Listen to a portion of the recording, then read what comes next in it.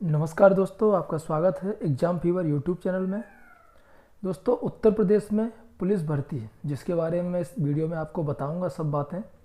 तो पुरुषों और महिलाओं के लिए खास करके ये जो भर्ती है उप निरीक्षक यानी कि जिसे हम बोलते हैं सब इंस्पेक्टर एसआई दरोगा की भर्ती जो निकली है।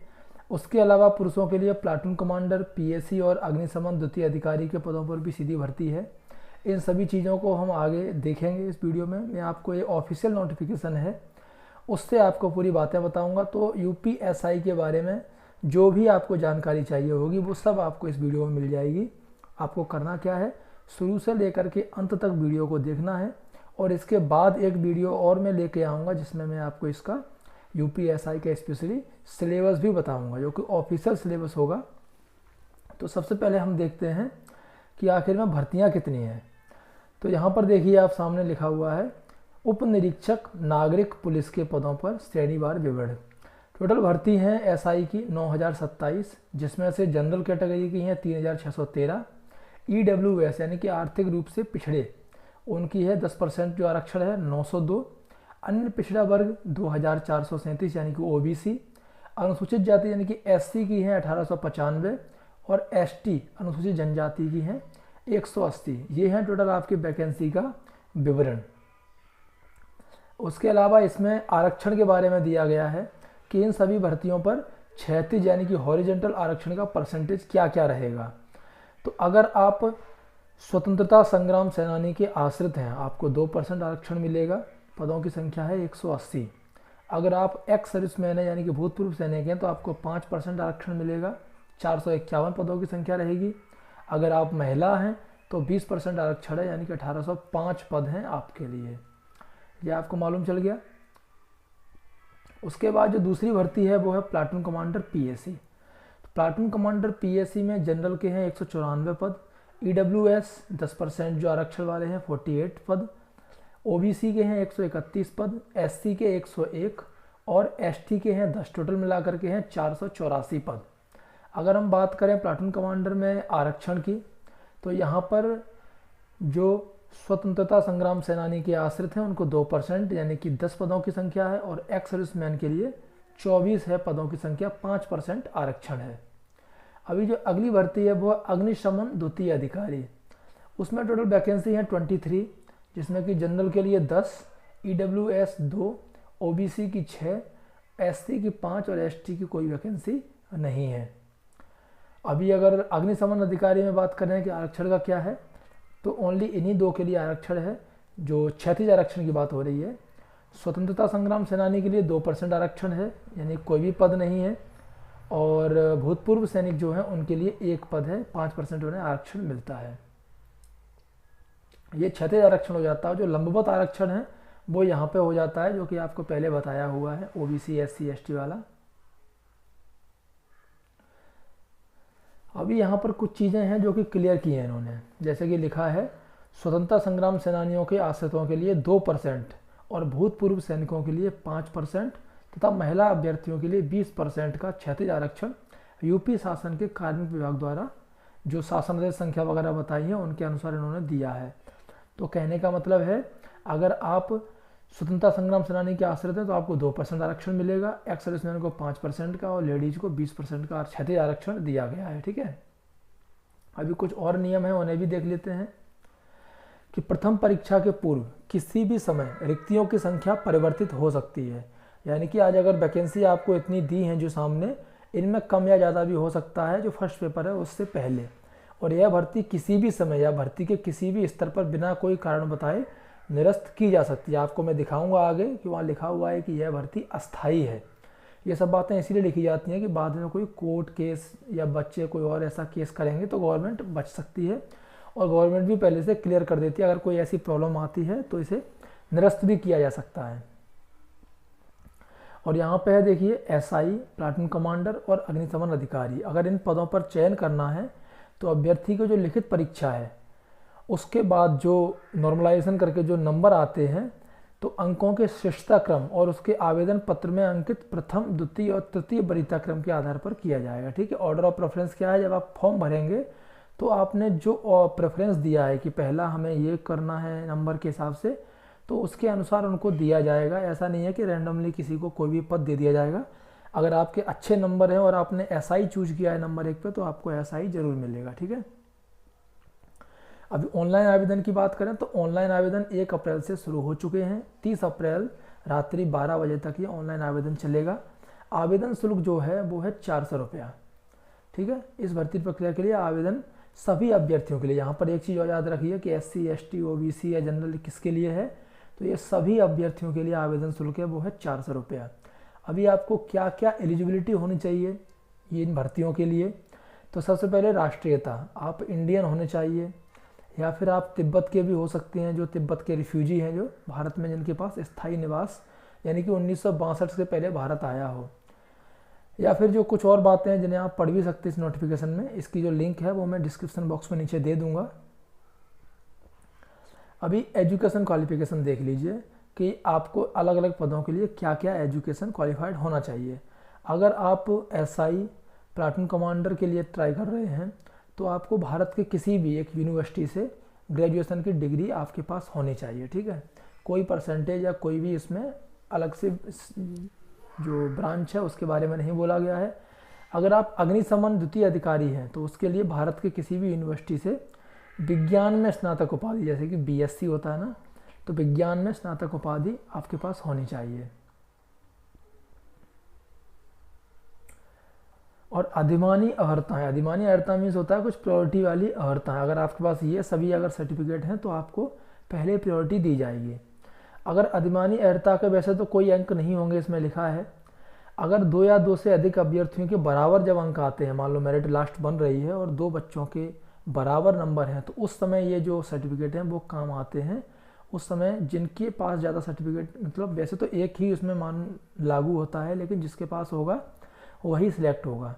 जैसे कि आपको DOEA CC या फिर NIE LIT नाइलिट सोसाइटी से कंप्यूटर में O लेवल का प्रमाण पत्र आपके पास हो, या फिर प्रादेशिक सेना जो होती है ना, टेरिटोरियल आर्मी, वहाँ पर कम से कम 2 वर्ष की अवधि तक आपने सेवा की हो, या फिर NCC का B सर्टिफिकेट आपके पास हो। C होगा तो और अच्छी बात है।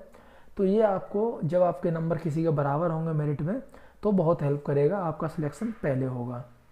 अभी एज कितनी होनी चाहिए, तो 1 जुलाई 2021 को 21 वर्ष की आयु होनी चाहिए, मतलब कम से कम 21 साल का होना चाहिए 1 जुलाई को, और 28 साल से ज़्यादा का नहीं होना चाहिए। कहने का मतलब है कि जो बच्चे की डेट ऑफ बर्थ है वो 1 जुलाई 1993 से 1 जुलाई 2000 के बीच में ही होना चाहिए। अब यहाँ पे कुछ लोग हैं जिन्हें एज रिलैक्सेशन भी मिलेगा, वो कैसे कैलकुलेट करेंगे मैं आगे आपको बताऊँगा। तो 21 से 28 उम्र होनी चाहिए जुलाई के हिसाब से। अब यहाँ पर लिखा हुआ है साफ साफ, परंतु यह अनुसूचित जाति, अनुसूचित जनजाति और ऐसी अन्य श्रेणियों के अभ्यर्थियों की दशा में, तो जिनको एज रिलैक्सेशन दिया गया है उनके में उतनी सालें और ऐड कर सकते हैं, तब उन्हें माना जाएगा, ठीक है। उसके अलावा चरित्र यानी कि करेक्टर आपका सही होना चाहिए, और उसके लिए वो करेक्टर सर्टिफिकेट आपसे मांग लेंगे। वैवाहिक यानी कि शादीशुदा होना चाहिए या नहीं, तो शादीशुदा अलाउ है, लेकिन ऐसे ही लोग शादीशुदा अलाउ हैं जिनकी एक ही बीवी हो, कोई और ज़्यादा एक से ज़्यादा बीवी ना हो, या फिर जिसने अगर किसी ऐसे पुरुष से शादी की होगी जिसकी पहले से एक पत्नी जीवित हो, वो लेडीज भी अपात्र होगी, मानी नहीं जाएगी, ठीक है। अभी शारीरिक स्वस्थता यानी कि फिजिकल फिटनेस कैसी होनी चाहिए, किसी अभ्यर्थी को सेवा में नियुक्त नहीं किया जाएगा जब तक कि मानसिक और शारीरिक दृष्टि से उसका स्वास्थ्य अच्छा नहीं होगा। यानी कहने का मतलब वो लोग जब मेडिकल बोर्ड में आपका मेडिकल लेंगे रिटर्न के बाद, तब अगर आपके अंदर कोई भी कमी लगती है तो तब के बारे में बोला है, तो आपको वो निकाल सकते हैं। भर्ती की प्रक्रिया क्या होगी यानी कि पैटर्न क्या है, तो सबसे पहली बात तो ये है कि ये उत्तर प्रदेश उप निरीक्षक और निरीक्षक नागरिक पुलिस सेवा जो ये संशोधन दिया गया है इसके नियम के थ्रू होगी।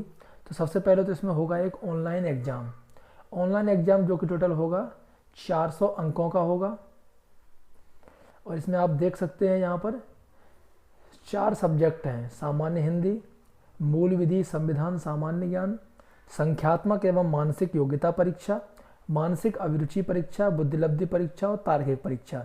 ये सभी 100 अंकों के होंगे, 400 नंबर की ये परीक्षा होगी, ठीक है। और ये परीक्षा का समय क्या होगा, 2 घंटे। आपको 120 मिनट के अंदर ये 400 नंबर, यहाँ पर देखिए साफ साफ 400 नंबर लिखे हैं, 400 नंबर के क्वेश्चंस करने हैं। और यहाँ पर एक चीज़ और लिखी है कि अभ्यर्थियों की संख्या के अनुसार ऑनलाइन लिखित परीक्षा एक ही तिथि को एक से अधिक पालियों में या फिर एक से अधिक तिथियों में अलग अलग पालियों में आयोजित कराई जाएगी। कहने का मतलब है कि आपकी जो परीक्षा है वो ऑनलाइन ही होगी। अगर अलग अलग पाली में एग्जाम होंगे तो उनके प्रश्न पत्र अलग होंगे, अदरवाइज एक ही पाली में एग्जाम हो जाएंगे। और चाहे किसी भी अलग अलग डेट पर भले ही एग्जाम हुआ हो, लेकिन जो प्राप्तांक आएगा उसका नॉर्मलाइजेशन किया जाएगा। नॉर्मलाइजेशन क्या होता है कि इक्यू परसेंटाइल मेथड, यानी कि कोई टफ आया कोई इजी आया उसके बाद भी नॉर्मलाइजेशन ही होगा। उसके बारे में मैं आपको एक वीडियो बना चुका हूँ जिसकी लिंक आपको दूंगा कि नॉर्मलाइजेशन आखिर होता कैसे, मैंने एग्जाम्पल उसमें दिया है।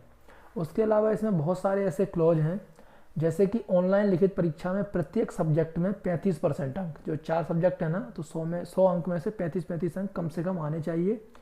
और कुल 50% अंक प्राप्त करने में विफल रहने वाले, यानी कि आपके टोटल मिलाकर के 400 का 50%, 200 नंबर आपके होने ही चाहिए।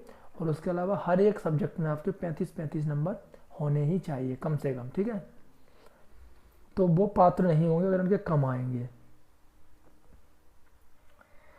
और उसके अलावा आगे कुछ और भी बातें हैं जो कि इसमें आप विस्तार से पढ़ सकते हैं कि नॉर्मलाइजेशन होगा और भी कुछ रूल लगेंगे। लेकिन सबसे जो मेन जो मोटी बात है वो मैंने आपको बताई कि आपकी हर एक सब्जेक्ट में आपको सॉल्व करने हैं, कम से कम 35 नंबर होने चाहिए और टोटल मिलाकर के कम से कम 50% अंक आपको मिलने चाहिए, अदरवाइज आप पास नहीं माने जाओगे, ठीक है।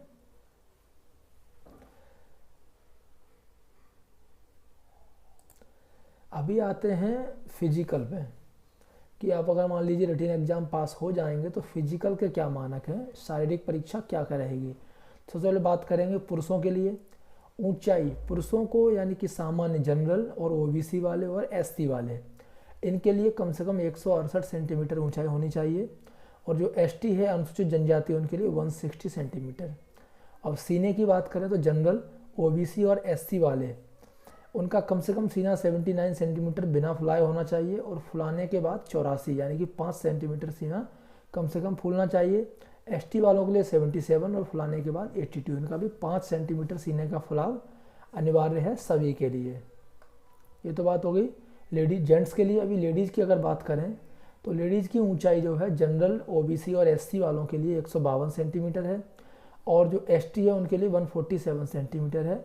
वजन कम से कम लेडीज़ का 40 किलोग्राम होना चाहिए। तो जब आपकी शारीरिक परीक्षा हो जाएगी उसके बाद अगर आप पास हो जाते हैं तो आपको फिर होगा फिजिकल, यानी कि ये तो एक चेकअप था, फिर होगा फिजिकल। फिजिकल में आपको क्या क्या करना है, तो फिजिकल में आपको सफल होने के लिए अगर आप पुरुष हैं यानी कि जेंट्स हैं तो आपको 4.8 किलोमीटर की दौड़ 28 मिनट में और लेडीज़ को 2.4 किलोमीटर की दौड़ 16 मिनट में पूरी करनी आवश्यक होगी। जो अभ्यर्थी नहीं आ पाएंगे वो पात्र नहीं होंगे, यानी कि पास नहीं होंगे, ठीक है। और उसके बाद जब आपकी रनिंग या पूरा का पूरा फिजिकल एग्जाम जो शारीरिक दक्षता परीक्षा जब हो जाएगी तो उसका जो रिजल्ट है वो आपकी वेबसाइट पर आ जाएगा। उसके बाद जब ये हो जाएगा, आपका वेबसाइट कौन सी है, वेबसाइट याद रखिए uppvpv.gov.in, ठीक है। जब ये पास हो जाएगा, जैसे कि आपका यहाँ पर लिखा हुआ है, क्या लिखा हुआ है, लिखित परीक्षा, अभिलेखों की संवीक्षा, शारीरिक मानक परीक्षा और फिजिकल, ये सब होने के बाद ये जो वेबसाइट है यहाँ पर आपको रिजल्ट मिल जाएगा और यहाँ से आप उसे डाउनलोड कर सकते हैं, ठीक है। उसके बाद अंतिम जो श्रेष्ठता सूची है, यानी कि जब ये हो जाएगी तो आपकी एक और बचेगी श्रेष्ठता सूची। तो उसमें क्या होगा, उसमें जैसे कि यहाँ पर लिखा हुआ है साफ साफ कि शारीरिक दक्षता परीक्षा में जो लोग मतलब फिजिकल में जो लोग पास पाए जाएंगे, जो अभ्यर्थी हैं, उसके बाद ऑनलाइन जो लिखित परीक्षा है उसमें जो नॉर्मलाइजेशन हुआ था नंबरों का उसके आधार पर और राज्य की जो रिजर्वेशन नीति है उन सभी को देखते हुए बाद में अभ्यर्थियों की श्रेष्ठता यानी कि जिसके ज़्यादा नंबर बनेंगे, मेरिट अच्छी बनेगी, उसके हिसाब से सूची तैयार करी जाएगी। उसके बाद होगा चिकित्सा परीक्षा या फिर चरित्र सत्यापन, यानी कि मेडिकल होगा, तब मेडिकल के लिए उन्हें बुलाया जाएगा। अब यहाँ पर बात आती है कि अगर 2 या 2 से अधिक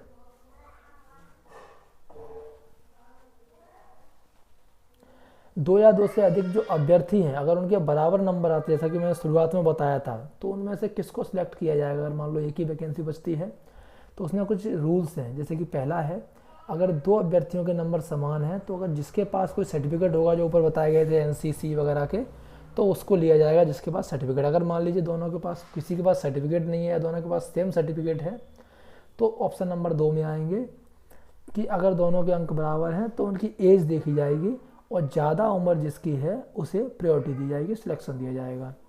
उसके अलावा अगर जो मान लीजिए एज भी उनकी समान होती है, ये वाला भी उनका कैटेगरी समान होती है, तो क्या करना है, तो ऐसे करना है कि हाई स्कूल का जिनका जो प्रमाण पत्र है वहाँ पर जो उनके नाम है तो अंग्रेजी वर्णमाला के क्रम के अनुसार जो पहले होंगे शायद वो पहले लिए जाएंगे। ठीक है, इस तरीके से होगा। अभी बात आती है चिकित्सा परीक्षा यानी मेडिकल की। चयन सूची में जिन लोगों को जगह मिलेगी उसमें जो मेरिट बन के आएगी, उसके बाद उन्हें भेजा जाएगा मेडिकल के लिए। ठीक है, और मेडिकल में अगर आप असफल होते हैं तो आप भर्ती नहीं होंगे, और अगर आप सिलेक्ट होते हैं तो आपको ले लिया जाएगा। अभी देख लीजिए यहाँ पर आयु सीमा में छूट किसे किसे मिलती है। जो लोग यूपी के मूल निवासी हैं और वो अनुसूचित जाति यानी कि SC ST या फिर जो भी ऐसी कैटेगरी है जहाँ से उन्हें छूट मिलती है, एज रिलैक्सेशन मिलता है, तो उन्हें ही सिर्फ आरक्षण मिलेगा। अधिकतम आयु सीमा में छूट मिलेगी। यूपी का डोमिसाइल होना जरूरी है। और अगर लंबवत यानी कि वर्टिकल अगर रिजर्वेशन की बात करें तो अनुसूचित जाति है यानी कि SC, इन्हें मिलता है 21% आरक्षण और 5 वर्ष की एज में छूट। उन्हें लाना क्या पड़ेगा, जाति प्रमाण पत्र का मतलब एक कॉपी लानी पड़ेगी। ठीक है, और ये देख लीजिए कौन से अधिकारी से आपको इश्यू होना चाहिए प्रमाण पत्र, अदरवाइज माना नहीं जाएगा। अनुसूचित जनजाति जिन्हें 2% आरक्षण, यहाँ पे देख लीजिए साफ साफ लिखा परसेंटेज, और 5 वर्ष की एज रिलैक्सेशन मिलता है। ठीक है, OBC को 27% आरक्षण है, 5 वर्ष का एज रिलैक्सेशन है। EWS को 10% आरक्षण है, कोई भी एज रिलैक्सेशन नहीं है। EWS वालों को जो डाउट रहता है तो वो लोग देख लीजिए उन्हें क्या क्या लेके आना है, कैसे वो लोग डिक्लेयर करेंगे EWS में है। एक तो खुद का घोषणा पत्र प्रारूप नंबर 5 आपको मिल जाएगा ऐसी PDF में लास्ट में, और आय एवं परिसंपत्ति प्रमाण पत्र। तो घोषणा पत्र में खुद के साइन होने चाहिए, और जो इनकम वाला जो सर्टिफिकेट है उसमें जिलाधिकारी या फिर अतिरिक्त जिलाधिकारी या फिर सिटी मजिस्ट्रेट, परगना मजिस्ट्रेट या तहसीलदार के साइन होने चाहिए, याद रखिए इसे। ठीक है, अभी बात करते हैं क्षैतिज आरक्षण की। तो इन सभी वैकेंसी के लिए अगर आप स्वतंत्रता संग्राम सेनानी के आश्रित हैं आपको 2% आरक्षण मिलेगा। आपके पास ये प्रमाण पत्र होना जरूरी है, जिलाधिकारी ने इश्यू किया होना चाहिए। एक्स सर्विसमैन है अगर आप तो 5% आरक्षण मिलेगा, 3 वर्ष की छूट भी मिलेगी। आपके पास यूनिट से डिस्चार्ज होने वाला प्रमाण पत्र होना चाहिए जो कि जिला सैनिक कल्याण एवं पुनर्वास अधिकारी का साइन होना चाहिए। ठीक है, अगर आप महिला हैं तो 20% आरक्षण होना चाहिए, कोई भी प्रमाण पत्र की जरूरत नहीं पड़ेगी। अभी बात आती है एक्स सर्विसमैन को कैसे एज लगाते हैं। तो जो एक्स सर्विसमैन है उनकी आयु कैसे लगाएंगे कि सेना में की गई सेवा अवधि को उनकी वास्तविक आयु से घटाने पर। ठीक है, जैसे मान लीजिए किसी बंदे की आयु है 35 वर्ष और उसने सर्विस की है 17 साल, तो 35 माने 17 कितना हो जाता है, 18 साल। ठीक है, अब अगर मान लिया 18 साल है तो वैसे ही वो प्रॉब्लम नहीं है उसमें, क्योंकि ये एज मैक्सिमम एज से ज़्यादा नहीं है। अगर एज ऐसे होती, मान लीजिए उसने सर्विस ज़्यादा की है, उसकी एज हो जाती है यहाँ 45 और वो 28 साल से ऊपर जा रहा है, तो उस समय ये 3 वर्ष का रिलैक्सेशन मिलता है। अगर वो 31 साल का भी है तो भी वो भर सकता है। ठीक है, उस समय ये काम आएंगी। बाकी और भी जहाँ जहाँ पर छूट है ये आप देख सकते हैं। बहुत सारे ऐसे रूल्स आते हैं, जबकि मैंने आपको मैक्सिमम ऐसी चीज़ें बता दी हैं कि जो कि आपको याद रहेगा और आपको मालूम चल जाएगा कि इन सभी भर्ती खास करके दरोगा यानी कि SI की भर्ती में आपको क्या क्या चीज़ चाहिए, क्या क्या नहीं चाहिए। बाकी आप जब आवेदन करने जाएंगे तो आवेदन के लिए आपको जो प्रोसीजर है वो भी यहाँ बताया हुआ है, वो आप देख सकते हैं। इनमें कुछ ज़्यादा बातें नहीं हैं, बस यही है कि जब आप फॉर्म भरने जाएं या जब आप भर्ती के लिए आएँ तो आप जितने भी आपके सर्टिफिकेट हैं, आप जिस भी कैटेगरी से आ रहे हैं, तो उन सभी को साथ में ज़रूर लेकर के आएँ और उसी के अकॉर्डिंग अपनी जानकारी आवेदन में ज़रूर दें। ठीक है, अभी ऑनलाइन आवेदन की प्रक्रिया भी इसमें दी गई है कि आपको आवेदन करने के लिए ऑनलाइन आवेदन करना होगा। तो ऑनलाइन आवेदन करने के लिए सबसे पहले आपको जाना है इस वेबसाइट पर uppbpv.gov.in, और उसके बाद यहाँ पर जो कैंडिडेट्स रजिस्ट्रेशन है वहाँ पर क्लिक करें, और उसके बाद आप वहाँ पर अलग अलग 3 स्टेप दिए हैं। जैसे पहला स्टेप का रजिस्ट्रेशन होगा जिसमें कि आपको ये सब जो बातें यहाँ पर दी हुई हैं, जब आप इस पूरे को ओपन कर लीजिए और साथ में आप ये वेबसाइट ओपन कर लीजिए, और जब आप एप्लीकेशन को अप्लाई करेंगे तो आपके सामने सभी चीज़ें आ जाएंगी, आप स्टेप बाय ये सब चीज़ देखते हुए और आराम से फॉर्म को भर सकते हैं और पेमेंट भी कर सकते हैं। ठीक है दोस्तों आपको वीडियो कैसा लगा कमेंट करके ज़रूर बताएं। और इसके बाद अगला जो वीडियो आएगा उसमें मैं आपको यूपीएसआई का या फिर इन सभी वैकेंसियों का सिलेबस भी आपको बताऊंगा, जो कि आपके लिए बहुत फ़ायदेमंद रहेगा। और मेरे चैनल में कुछ वीडियो भी हैं जो कि आपको एसआई या फिर इन सभी पदों की भर्ती के लिए बहुत फ़ायदा भी करेंगे, हेल्प करेंगे। धन्यवाद दोस्तों।